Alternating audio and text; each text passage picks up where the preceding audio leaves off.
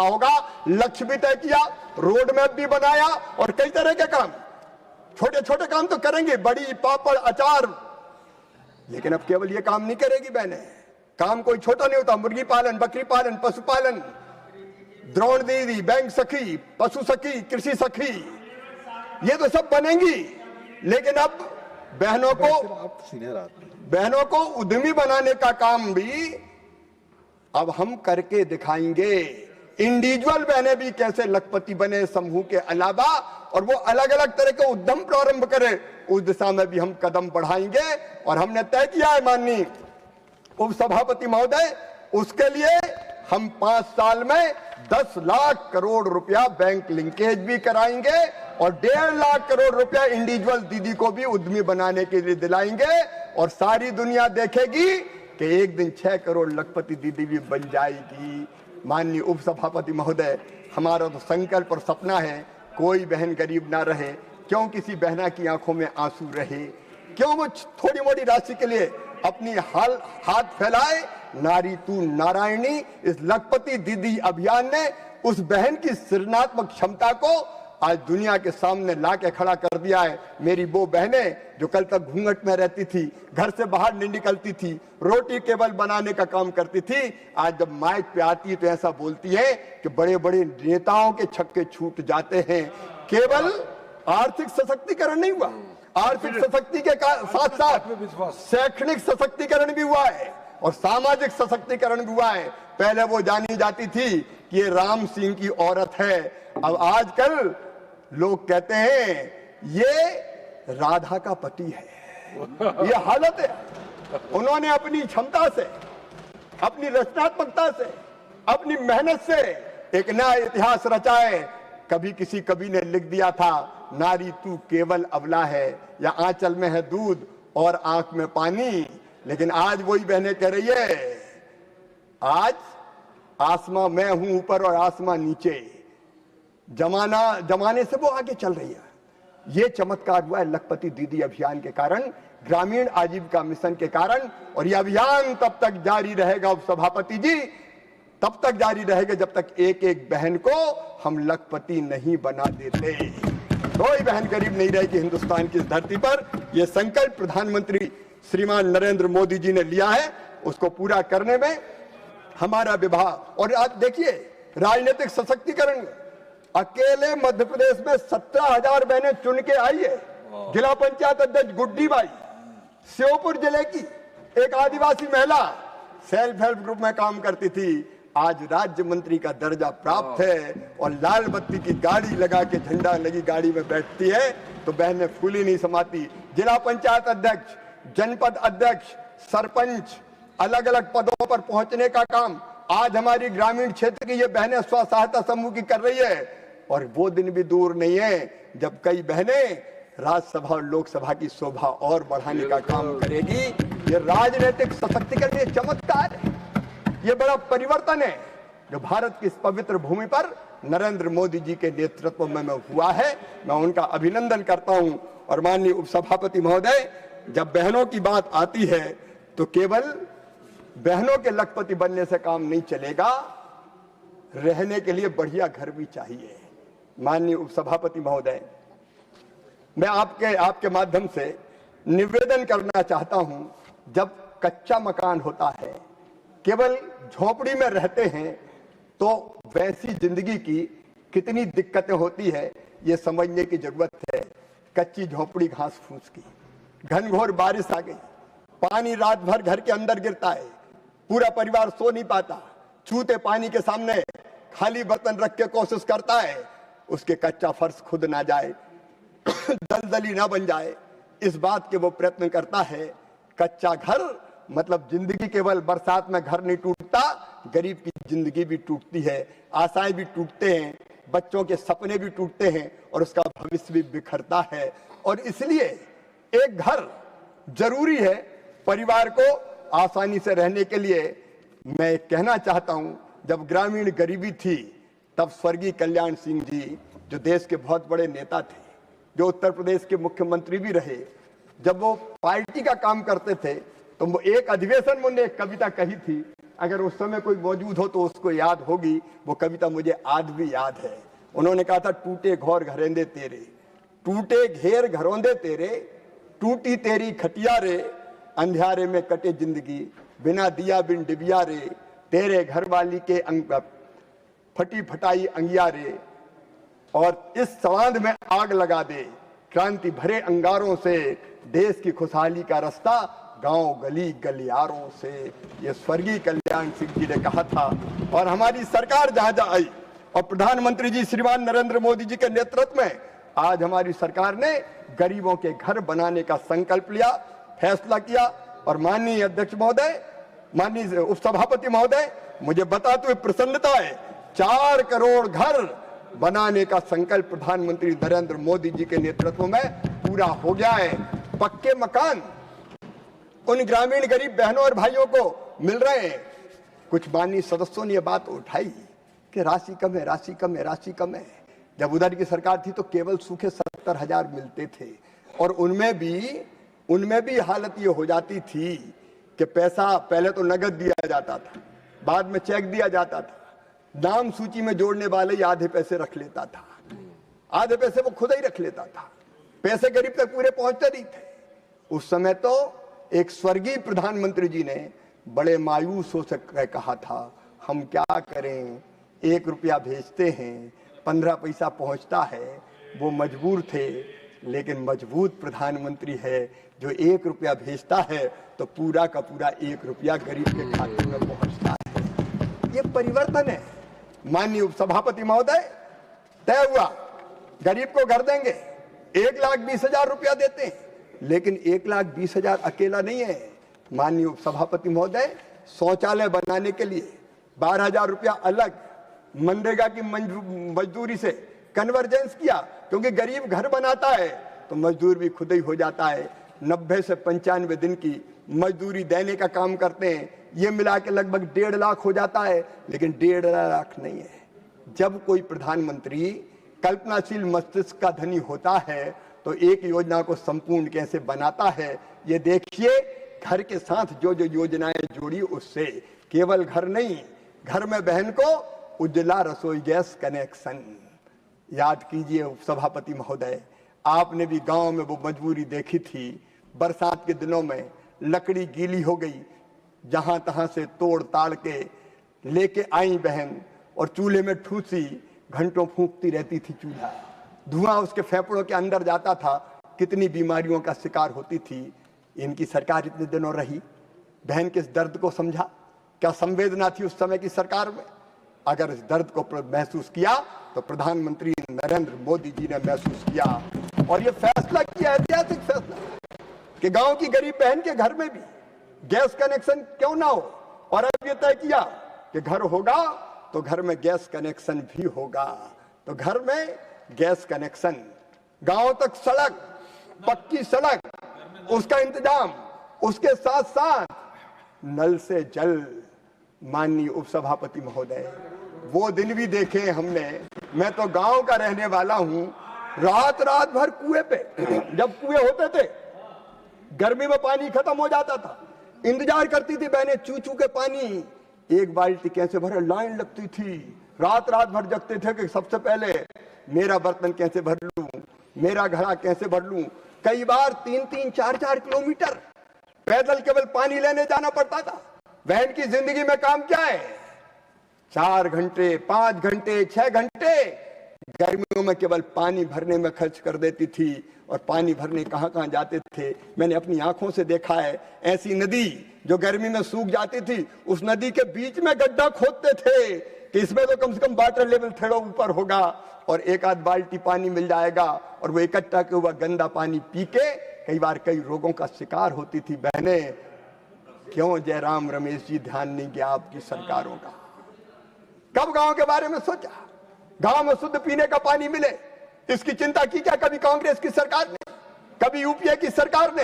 इस दर्द को समझा तो प्रधानमंत्री नरेंद्र दामोदर दास मोदी ने समझा और जल जीवन मिशन नाम की योजना बनाई। जल जीवन मिशन अपने आप में अद्भुत योजना, गांव को भी कुएं से नहीं, हैंडपंप से नहीं, हाँ इनके जगह जमाने में थोड़े बहुत हैंडपंप जरूर लग गए थे, और वो हैंडपंप भी गर्मी में सूखते थे तो बच्चे लटक लटक के हत्थे से जैसे तैसे घंटों पानी भरते थे, एक्सरसाइज भी होती थी, मुंह भी सूखता था, मुश्किल से पानी मिलता था। और आज 14 करोड़ से ज्यादा घरों में बहन घर में जाएगी, 17 करोड़ 14 करोड़ से 15 करोड़ घर। जवाब पूरा हो जाने दीजिए, जवाब हो जाने दीजिए। लंबी चर्चा हुई, आपने जवाब नहीं सुना, इतने माननीय सदस्यों ने बोला है, उसका जवाब दे रहे हैं माननीय मंत्री जी। प्लीज माननीय मंत्री जी, माननीय मंत्री जी, माननीय सदस्यगण, बहुत सारे सदस्यों ने इस महत्वपूर्ण विषय पे बोला है, माननीय मंत्री जी बता रहे हैं, उन्हें बताने दीजिए प्लीज। अभी से 1 घंटा 40 मिनट हुए हैं। माननीय उपसभापति महोदय, मैं 4 दिन बैठे बैठे सुनता रहा और सुना नहीं, लिखता रहा, और एक एक ने क्या कहा वो भी देखता रहा।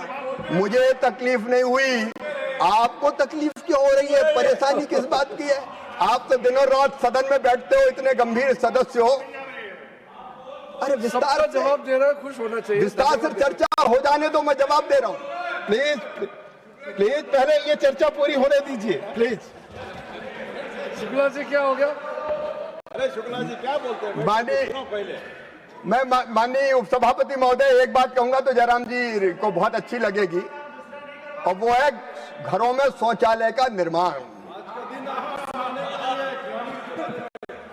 गांव में घरों में शौचालय नहीं थे, तब बहन की क्या हालत होती थी। अगर लोटा लेके बाहर जाती थी और कोई आ जाता था तो बार बार उठ के खड़ा होना पड़ता था। माननीय उपसभापति महोदय, ये दृश्य हमने देखे आंखों में।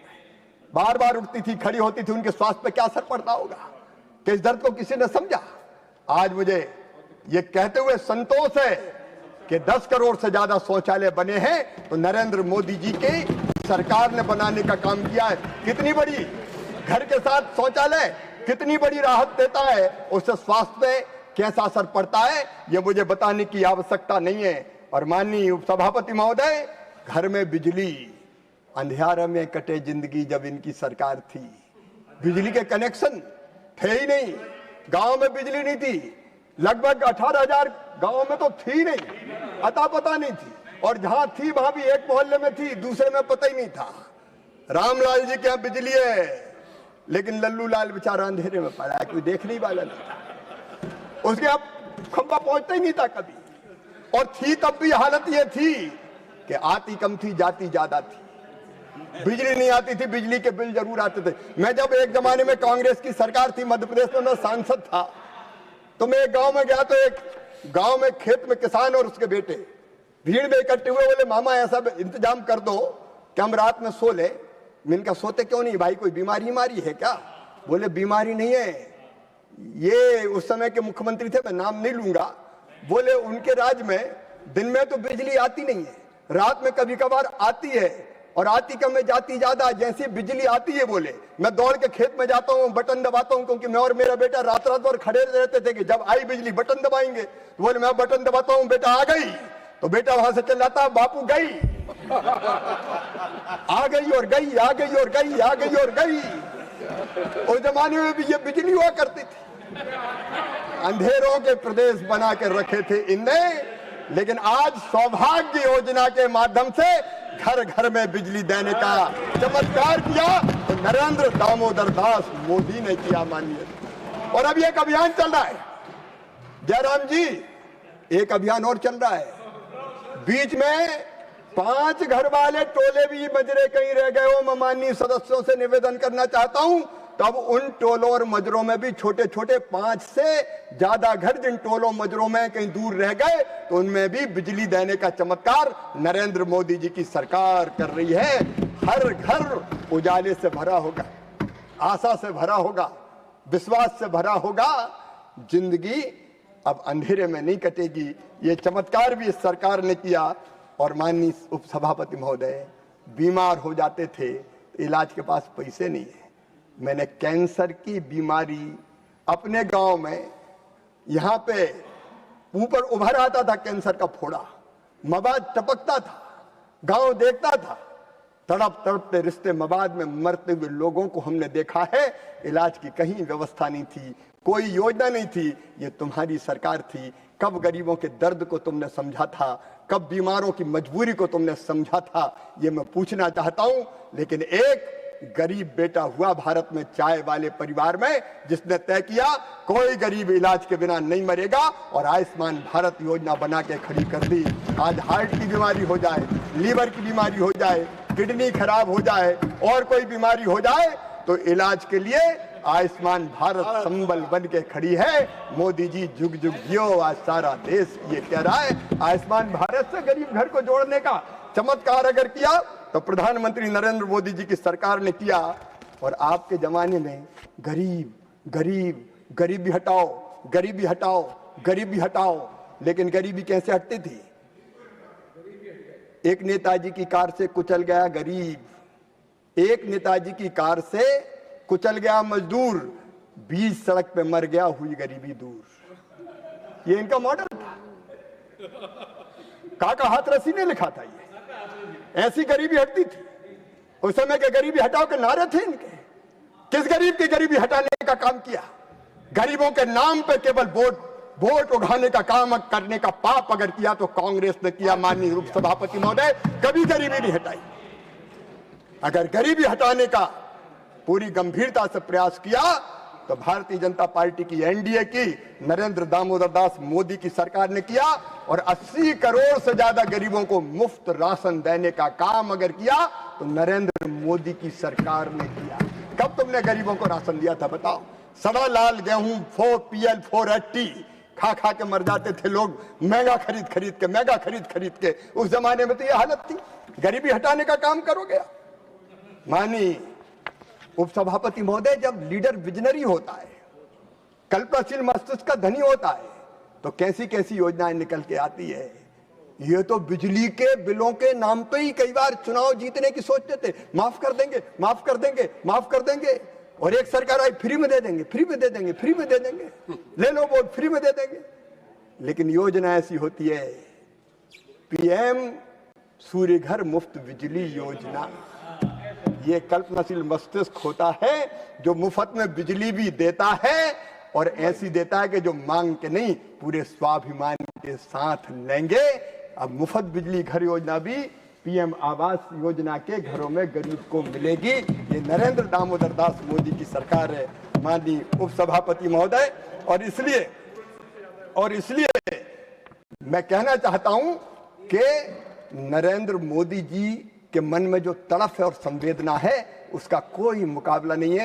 क्योंकि जनता के प्रधान सेवक अपने आप को मानते हैं, जनता के लिए जीते हैं, जनता के लिए काम करते हैं। लेकिन एक निवेदन जरूर मैं माननीय उपसभापति महोदय आपके माध्यम से निश्चित तौर पर आज करना चाहता हूं। ये प्रधानमंत्री ग्रामीण आवास योजना में कुछ राज्य ऐसे, मैं उनसे अपील करना चाहता हूं, वो अपने स्वीकृत लक्ष्य को ही पूरा नहीं कर रहे। प्रधानमंत्री पैसा दे रहे, घर गरीब तक बनना है, लेकिन नाम जुड़ा है पीएम। अब जैसे कई बार लाल कपड़ा देख के बैल बिचक जाता है, वैसे ही पीएम नाम सुनकर इसमें मत करो, मोदी का नाम हो जाएगा। तमिलनाडु की सरकार, माननीय उपसभापति महोदय, 1,93,000 मकान अभी तक उनने स्वीकृत ही नहीं किए। क्या तकलीफ है आपको? गरीबों के घर बनना है, गरीबों के घर बनाने में दिक्कत और परेशानी क्या है आपको?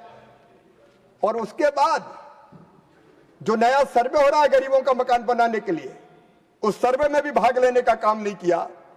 तेलंगाना ने भी, मैं तो जयराम जी से कहूंगा कि मुझसे गुस्सा होने के बजाय तेलंगाना की सरकार को कहें कि वो नया सर्वेक्षण जो हुआ है प्रधानमंत्री आवास योजना का, उसमें भाग जरूर लें, ताकि भाग्य गरीबों को भी मकान मिल सके। माननीय उपसभापति महोदय, मैं ये भी निवेदन करना चाहता हूं, कर्नाटक में भी 7 लाख आवासों में से 3,80,000 मकान कई दिनों से स्वीकृत ही नहीं किए। मैं निवेदन करना चाहता हूं कि गरीब को घर देने में, प्रहलाद जी, कर्नाटक के गरीबों को मिल जाएगा घर, क्या बिगड़ जाएगा? वही सर, आपने मोदी पीएम का नाम, वो तकलीफ है, तकलीफ वही है। ये ऐसी राजनीति किस काम की माननी है? उपसभापति महोदय, जो गरीबों की जिंदगी तबाह और बर्बाद कर दे, ऐसी राजनीति पर मैं थूकता हूं माननीय उपसभापति महोदय। जो राजनीति है, ये कोई राजनीति है? हर एक राज्य को जो स्वीकृत लक्ष्य है उसको पूरा कर